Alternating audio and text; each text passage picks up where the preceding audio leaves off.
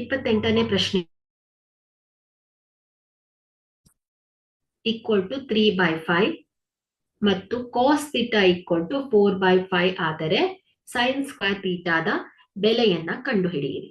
So ಇಲ್ಲಿ sine square theta plus cos square theta.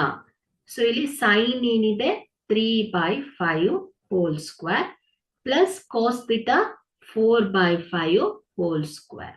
So ಇದೇನಾಗುತ್ತೆ 3 square divided by 5 square plus 4 square divided by 5 square ಆಗುತ್ತೆ.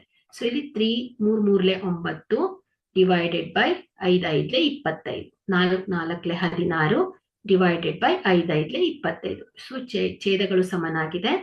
So ಇಲ್ಲಿ 9 plus 16 divided by 25. So ಇದೇನಾಗುತ್ತೆ 25 divided by 25. So 25 ಒಂದ್ಲೆ 25 ಒಂದ್ಲೆ. So ಇದೇನಾಗುತ್ತೆ ಹೇಳಿ 1 ಬರುತ್ತೆ ಅಲ್ವಾ. ಸೊ ಯಾಕಂದ್ರೆ ಇದು algebraic identity. Sine square theta plus cos square theta ಯಾವಾಗ್ಲೂ ಏನಾಗಿರ್ಬೇಕು ಹೇಳಿ 1 ಆಗಿರ್ಬೇಕು ಅಲ್ವಾ. Okay, therefore sin square theta plus cos square theta is equal to